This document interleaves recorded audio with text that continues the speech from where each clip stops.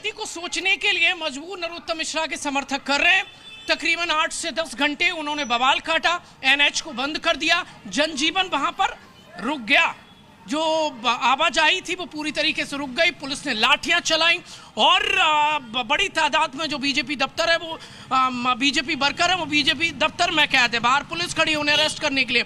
बड़ी संख्या में बीजेपी कार्यकर्ता और पुलिस का जो जवान है वो घायल हुए, हॉस्पिटलाइज है और बड़ी तादाद में अरेस्ट भी कर लिया। लेकिन नरोत्तम समर्थक हैं वो अभी भी नाराज है। पूरा मार्केट दतिया का क्लोज है, बंद है। और पहली बार ऐसा हुआ है कि ऊपर से लेकर जिले की जो बीजेपी की कमेटी है उसने रिजाइन कर दिया है एक टिकट की वजह से, क्योंकि नरोत्तम मिश्रा समर्थक इस वक्त बवाल काट रहे हैं। और अंदर खाने की खबर यह है कि नरोत्तम मिश्रा को पार्टी हाईकमान ने तलब भी किया है, पूछा है और नरोत्तम मिश्रा ने कहा है ये तरीका ठीक नहीं है।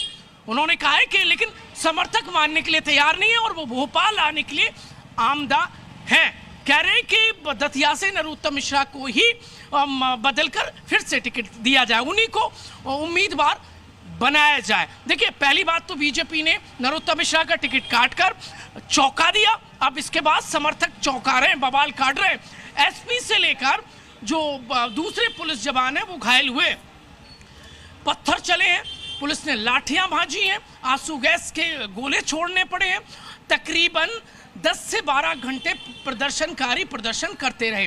बीजेपी दफ्तर जो बीजेपी वर्करों का ठिकाना था वहां पर उन्होंने सुरक्षित रहने के लिए अपने आप को कैद कर लिया है दतिया बीजेपी दफ्तर में। वजह है आशुतोष तिवारी। प्रमोद बने रहिएगा, हम लौट रहे हैं आपके पास। कांग्रेस के नेता प्रमोद तिवारी ने क्या कहा इस पूरे मसले पर, वो सुनवाते हैं दर्शकों को। शक्तिशाली न हो जाए कि नेतृत्व के लिए चुनौती बन जाए। नरोत्तम जी मध्य प्रदेश के कद्दावर नेता, तो उनको कट्टू साइज तो करनी था, कर दिया। ये बाई इलेक्शन जो हो रहा है ये नरोत्तम मिश्रा जी की पैरवी के कारण, गलत पैरवी के कारण, गलत ढंग से कांग्रेस का हमारी सदस्य की सदस्यता ली गई और इसलिए हटा दिया कहीं नरोत्तम मिश्रा खतरा न बन जाए। ये जो छुटभैया नेता मुख्यमंत्री और सब बन जाते हैं। और वैसे भी तो प्रमोद तिवारी को आपने सुना, कांग्रेस के नेता। और प्रमोद शर्मा हमारे सहयोगी इस वक्त लगातार बने हुए हैं। प्रमोद, एक और जहन में सवाल आता वो ये कि नरोत्तम मिश्रा इतने बड़े नेता हैं, पूर्व गृह मंत्री रह चुके हैं, उनका टिकट कटा क्यों? देखिए, ये तो पॉलिटिक्स होती है, पॉलिटिक्स में तो सब कुछ जायज होता है। कब किसको काट दिया जाए, किसको बना दिया जाए, ये तो जैक पे डिपेंड करता है और ये आप समझ गए होंगे। देखिए, दरअसल यदि नरोत्तम मिश्रा उपचुनाव में चुनाव जीत कर आते तो इस बात से भी इंकार नहीं किया जा सकता कि मध्य प्रदेश में एक नया पॉलिटिकल पावर सेंटर खड़ा हो जाता। लेकिन देखिए, बहुत सारी रिपोर्ट्स का हवाला दिया जा रहा है कि वो जीतने की कंडीशन में नहीं थे। तो पहली बार ऐसा हुआ है कि बीजेपी जिला अध्यक्ष से लेकर मंडल और बूथ अध्यक्ष तक ने रिजाइन कर दिया।